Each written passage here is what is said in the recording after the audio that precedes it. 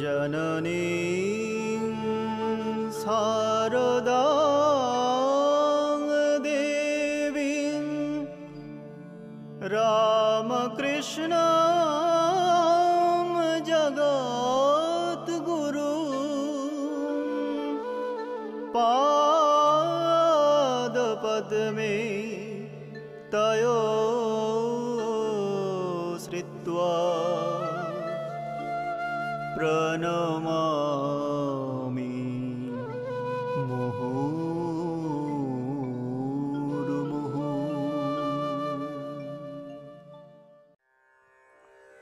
The Gospel of the Holy Mother, Sri Sharada Devi. Reminiscences and conversations recorded by Swami Arupananda. Place Jairam Bati, January 1910. One morning, while taking my breakfast on the veranda of the Holy Mother's room, I asked her, "Mother, will I have to be initiated into sannyasa if I am to live in Belur Math?" Mother: "Yes, my child." Disciple: "But mother, the monastic life begets a terrible vanity." Mother: "Yes, that is true. A monk may become very vain. He may think, 'See, he does not respect me, he does not bow down before me,' and so on." Mother, pointing to her own white cloth, continues, "One should rather live thus, that is, possessed of inner renunciation." Gaur Siromani took to the monastic life in his old age when his sense organs had become dull. Is it possible, my child, to get rid of vanity?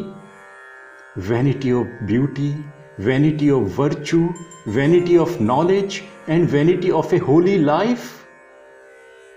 The Holy Mother exhorted me to make ready for the life of renunciation. "Go home," said she, "and tell your brothers once and for all, I will not accept any job. I need not to be a slave to anybody. Now that my mother is no more, I will not do anything of that sort. You be happy with your householder's duties." The mother and I were engaged in conversation in the evening. Arupananda: "Mother, one gets spiritual realization at any time if the grace of the God descends on him. Then he does not have to wait for the right time." Mother: "That is true.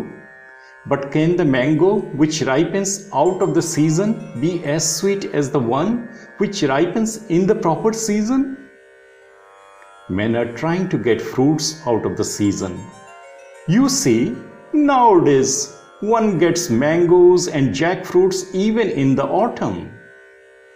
But these are not as sweet as those found in the proper season. This is also true of the efforts that lead to God realization. Perhaps you practice some japa and austerities in this life. In the next life, you may intensify the spiritual mood, and in the following life, you advance further. Referring to once attaining spiritual realization suddenly, the mother said, "God has the nature of the child. One man does not ask for it, yet God gives it to him, whereas another man asks for it, and God will not give it to him. It is all his whim." Another day, while the Holy Mother was seated on her porch preparing betel rolls, I said to her, "In future, how many people will practice spiritual disciplines to propitiate you?" Mother said with a smile, "What do you say?" All will say, "Ah, the mother had such a gout, she used to limp like this." Arupananda: You may say that, Mother, that is good. That is why the master used to say, when he was lying ill at the Kasipur garden, those who came to me expecting some earthly gain have disappeared, saying, Ah, he is an incarnation of God. How can he be ill? This is all Maya.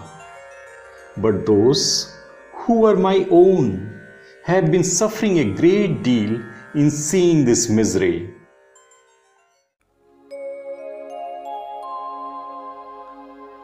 यथाग्नेर्दाहिका